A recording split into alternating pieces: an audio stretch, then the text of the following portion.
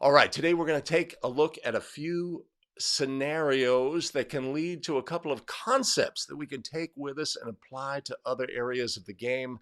Let's get started today and look at our play scenarios. Let's go.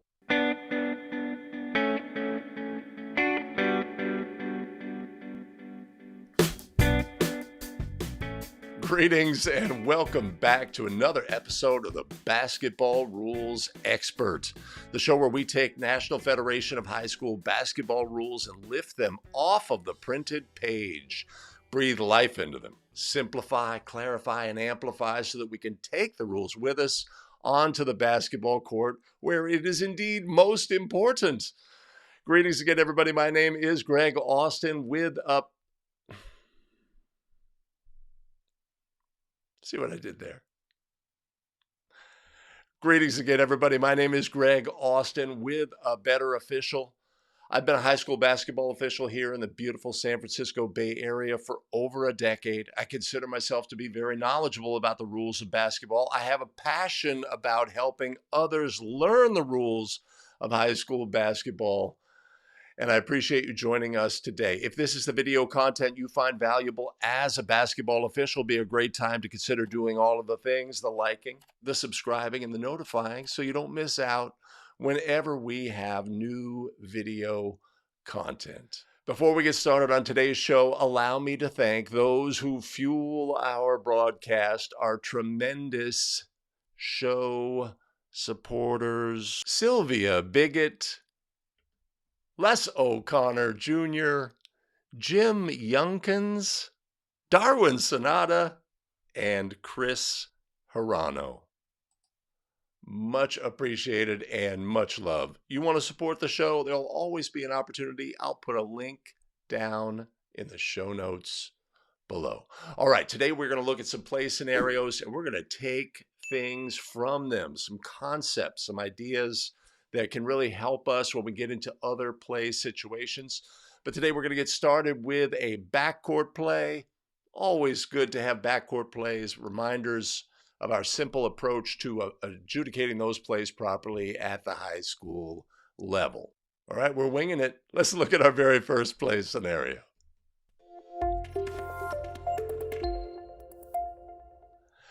A1 attempts a three-point shot. The ball hits the backboard and is batted by B2. While still in A's front court, A3 touches the ball with both hands, but muffs the ball, which bounces into Team A's back court. A3 grabs the ball in the back court. The officials rule this to be a legal play. Were the officials correct? Yes or no? All right, Team A has the ball in the front court. Player releases a try for goal. It hits the backboard. Teammate bats the ball back. A player near the division line, muffs the ball, bounces off their head into the backcourt, and another player on the team goes and gets the ball, right? We see this play all the time. There's energy in the building. It rises. But what it forces us to do is have a clear understanding. Take a look at the rule itself. Rule 9-9-1, a backcourt rule. A player must not be the first to touch the ball after it has been in team control in the front court if he or she or a teammate last touched or was touched by the ball in the front court before it went in the back. Okay, so our rule states that our team in control may not be the last to touch or be touched and touch the ball first in the backcourt. On this play, a player from Team A was the last to touch in the front court. Player from Team A was the first to touch in the backcourt. That part of the equation is great, but the key component here is the team must have team control on the court. The team had team control on the court. They were in the front court. Player released a try. What do we know? We know that one of the ways that team control ends, team control continues until Article 3A, the ball is in flight during a try or tap for goal. So when the player released the try, there was no longer team control on the court, in the front court, or in any way whatsoever. There is no team control during a try. That's the key component here. So when does team control get reestablished on this play? Is it when the player bats the ball towards a teammate? No. Is it when a teammate muffs the ball and fails to control it and it bounces into the backcourt? No. It's when the player holds or dribbles the ball in the backcourt that reestablishes team control. So in this instance, when the officials ruled this to be a legal play, were the officials correct? Yes. Yes, they were. Team control ended on the try, the batting of the ball, the muffing of the ball, the collection of the ball was all legal activity. It wasn't until the ball was collected in the backcourt that we resumed having team control, and only after that point could we possibly have a violation. So our officials in this instance were correct. This isn't a legal play by rule. The key component, the key takeaway is the absence of team control. Obviously, as basketball officials, we have to understand the status of the ball. Is there team control? Is there not team control? Player control, no player control, live ball, dead ball, all of the things. Domination of the status of things during the game will make us so much better prepared to adjudicate plays. Play like this, where we see that muffing and the ball go in the back court, right? All right. We can have a moment of doubt.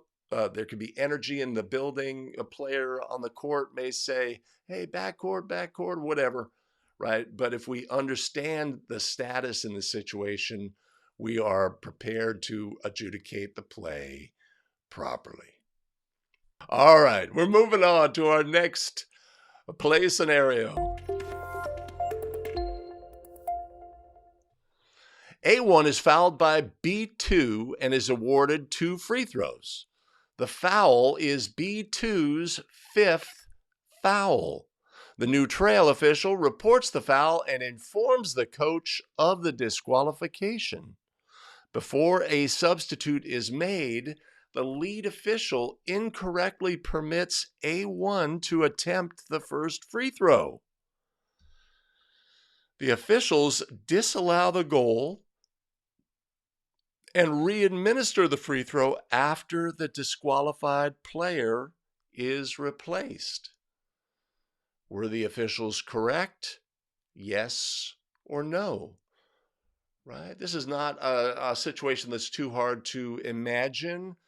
I've got a foul on a player. I go to the table and report. The table says, hey, ref, that's 5. I go to the coach. Hey, coach, that's 5 on A1 or B2. That's 5 on B2. I need a replacement player. If necessary, we can start a horn, have a horn and start the clock. Maybe we fail to do that. And our lead official on the play doesn't realize that we're going through this process of getting a sub and administers the first free throw, which is successful. And at that point, we realize, and the officials get together and make a judgment that no, we need to disallow that goal. Right? Our answer, fortunately have, it's always great when we have a case play that tells us exactly what we need.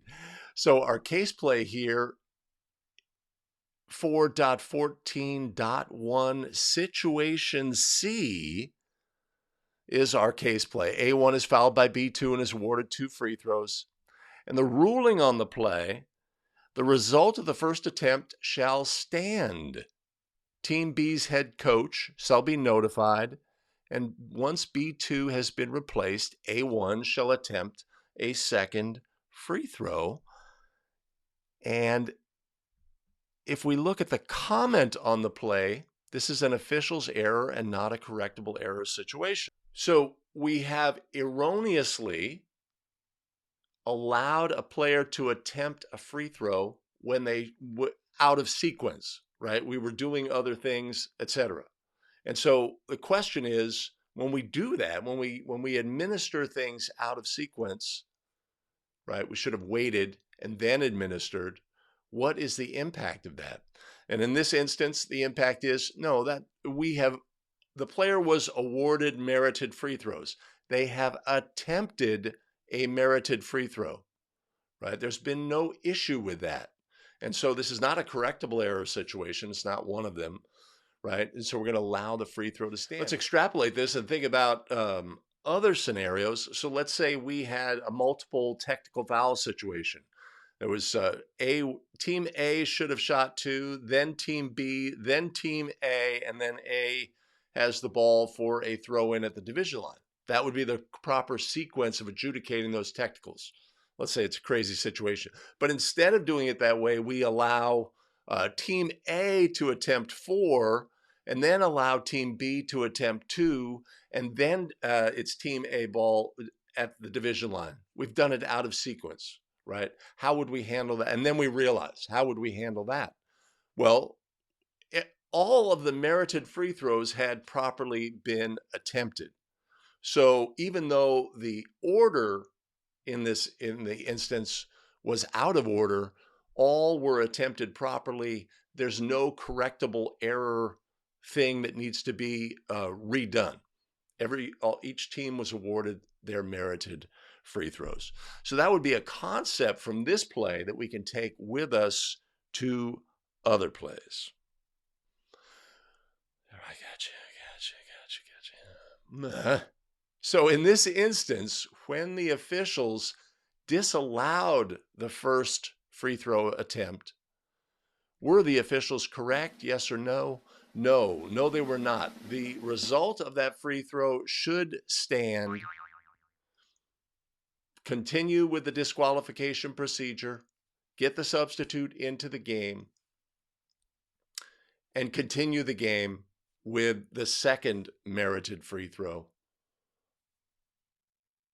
on the play. That would be the correct ruling here.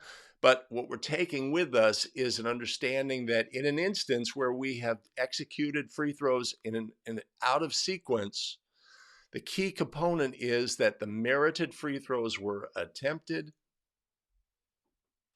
And if they are, the result of those free throws will stand. All right, moving on to our very next play scenario.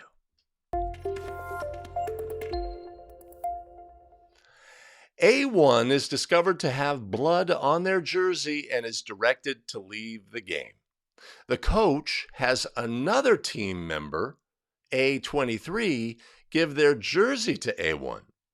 A1 reports to the table at the next opportunity and attempts to substitute into the game. The coach tells the officials of the jersey switch. The officials inform the Team B coach of the change and allow the substitution. Were the officials correct? Yes or no, right? Players directed to leave, they have blood on their jersey. Coach says, hey, change your player at the end of the bench. Billy, down there, 23. Give your jersey to our player who has blood on their jersey, right? Players change. He changes the jersey, goes to the table, requests to re-enter the game. The coach says, hey, right? My player here has changed their number. They are using somebody else's jersey, and the officials allow this to occur. Were the officials correct? Yes or no, right? So blood on jersey situations are something we need to be aware of. And if we look at the rules reference on this play, we have a case play. It's always great to have case plays that define our situation. And we have a situation where B1 is directed to leave the game because of excessive blood on his or her uniform jersey. The word excessive there is not a factor. If a player has blood or on his or her uniform jersey, they are directed to leave by rule. Team B does not have any extra jerseys. So the head coach asks one of the substitute to give his or her jersey to B1. And our ruling on this play is this is an acceptable procedure. In both situations, the scorer will make the necessary changes in the scorebook without penalty. And really what's important here is our comment on the play. The spirit and intent of the rule is to do everything possible to allow the player to use a different jersey and return without penalty. However, identical numbers shall not be allowed by the same team, right? The other scenario is the team finds a jersey in the closet that is, like it's very different. Like, let's say this is the home team. It's a white jersey, but it's, the lettering is different and the numerals are shaped different and what have you. It's obviously, not the same as everybody else. And the key here is the comment. The spirit and intent of the rule is to do everything possible to allow the player to play, right? And that's something that we could take with us into other play scenarios as well. So in this instance, when the blood is discovered, players properly directed to leave, there's a switch of uniforms. Now, we know that this potentially needs to be managed by the officials. If we just leave the team to their own devices, we turn around and they're over there on the jersey and they've taken off their jerseys. Both players have taken off their jerseys in the bench area. Not allowed by rule. This can lead to other instances, other problems. So we need to manage the situation, maybe help a coach make a determination about what they can do legally. They may have questions for us, etc. So it's probably not going to be a situation where we just, direct the player to leave and then continue the game, right? There's probably going to be some activity, in that moment to help manage that situation. But in the end, the player is legally allowed to change their jersey, make the change with the scorebook. Our job is to make sure that the visiting coach, or the opposing coach rather, is completely aware of the situation and that the player has changed their number, right? There's no confusion. And if we execute all of that, we have done this correctly. So in this instance where the officials allowed this to occur, were the officials correct? Yes or no? Yes. Yes, they were. This is the proper procedure. If there's a change of uniform, either finding something that doesn't match necessarily, but is clearly belongs to that team, or simply taking the uniform from a team member on the bench, both are allowed. And that comment provided by NFHS that every effort should be made. That's the spirit and intent of this rule. Every effort should be made to find a solution and allow that player to continue to play. All righty, let's look at our next play scenario. After Team A scores in the last 10 seconds of the second half and before the ball is at the disposal of Team B for a throw-in, A1 grabs B2 in an effort to have a foul ruled and save time. The officials rule an intentional foul on A1 and B2 is awarded 2 free throws. Were the officials correct? Yes or no, right? So we have a final seconds of a game before the ball, before the throw-in even begins. A player grabs an opponent in an effort to have a foul ruled, so the clock will stop, and they would then ultimately have an opportunity to have a chance to win the game, right? Let's take a look at the definition. Rule 419-3 of a foul. A foul is an infraction of the rules which is charged and is penalized. Article 3, an intentional foul is a personal or technical foul that may not be premeditated and is not based solely on the severity of the act. Intentional fouls include, but are not limited to, A, contact that neutralizes an opponent's obvious advantageous position. That would be like a push in the back on a layup attempt. B, contact away from the ball with an opponent who is clearly not involved with a play. Now, in this instance, that would seem to apply. C, contact that is not a legitimate attempt to play the ball player, specifically designed to stop the clock or keep it from starting. D, excessive contact with an opponent while the ball is live or until an airborne shooter returns to the floor. Or E, contact with a thrower in, as in 9-2-10, penalty 4. Right? So in our situation, we're going to either invoke Article B or C here. This is contact which is on a player who's obviously not involved, and it is contact that's not a legitimate attempt to play the ball. Right? Both of those apply in this instance.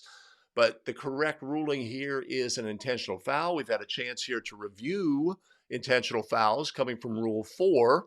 Some would say it's the most important rule for officials to ground their rules understanding in. So in this instance, where the officials ruled this to be an intentional foul, were the officials correct? Yes or no?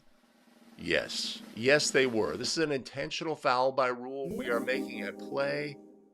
We are fouling away from the ball on a player not involved with the play in an effort to have a foul ruled and the clock stopped. The correct ruling in this instance would be, and it's not based on the severity of the contact, it's just a little, maybe a slight push, right? They're just displacing the player slightly, right? It's not based, intentional fouls are not based necessarily on the severity of the act. Obviously, with an intentional foul, we can have excessive contact, and that can be very severe, right?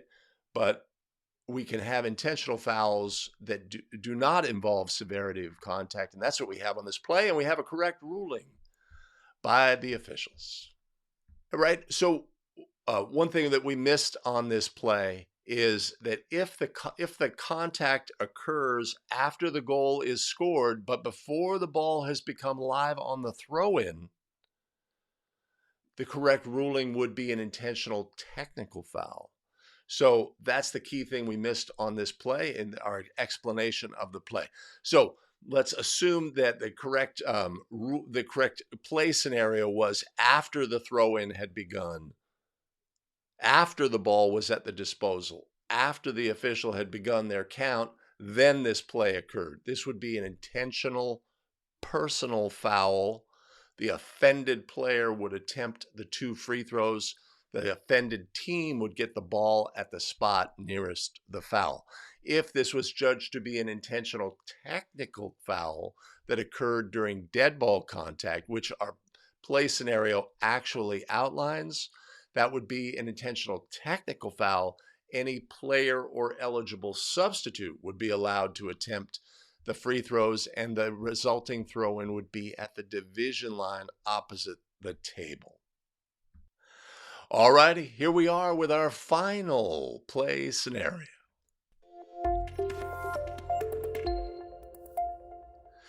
Team A has the ball in the front court. A2 and A3 set a screen near the end line. A1 runs out of bounds around the screening players and receives a pass on the other side. The officials rule a player technical foul on A1. Were the officials correct? Yes or no? Teams running their offense, they've set up a play. Player, a couple of screeners set up. Player runs out of bounds around the screeners, right? Preventing the defender from following around to the other side, re-enters the court, receives a pass. Officials assess a player technical foul for this activity. Were the officials correct, right? We have a player during live ball leave the court in an unauthorized fashion. This is what our rule says on here. And if we look at the rules reference, we can look at Rule 9-3, the out-of-bounds rule, Article 3. A player must not leave the court for an unauthorized reason. That's what we have here, is a player it's not a momentum situation where a player goes to save the basketball, right? Bats the ball back and their momentum carries them off of the court. This is legal by rule. The players are not allowed to leave the court voluntarily and re-enter the court someplace else. This action used to be, my understanding is, this used to be a technical foul. The officials, National Federation of High School Federations, said, our officials are just not calling this because it's such a severe penalty. Let's make it a violation by rule. And that is what it has now been made. It is a violation by rule. Simply a violation, ball to the offended team at the spot nearest the violation, which would be where the player left the court. So in this instance, where the officials ruled this to be a player technical foul, were the officials correct? Yes or no? No. No, they were not. This is simply a violation, ball to the opponent at the spot of the violation. Now, we may say, well, this play sounds really familiar to me, right? It's really familiar. I know that there's a scenario where a player goes around two teammates, enters the court, player technical, right? That's during a throw-in. During a throw-in, if this same scenario occurred, two teammates set up screens, our thrower fails to re-enter the court and instead runs out of bounds around and re-enters the court someplace else. During a throw-in, this would be a player technical foul by rule. So we sort of hear an echo of that scenario in this scenario, right? But simply what we have here is a violation on the player for leaving the court in an unauthorized fashion. Thanks for joining us today for the Basketball Rules Expert. Again, if you feel that this is the video content that you find valuable as a basketball official, make sure to do all of the things. Hit like, helps the video get in front of more basketball officials. Hit subscribe and notify so you don't miss out on any of our new video content. Before we go, allow me to thank our tremendous show supporters: Sylvia Biggett, Les O'Connor Jr., Jim Yungkans, Darwin Sanada, and Chris Hirano. Much appreciated and much love. You want to support the show? There'll always be an opportunity. I'll put a link down in the show notes below, and I'll tell you what I'll do. I'll put a link up above as well. We have additional video content available for you here. I have made this choice. YouTube has made this choice. You make your choice. And we'll see you in the very next video. Take care.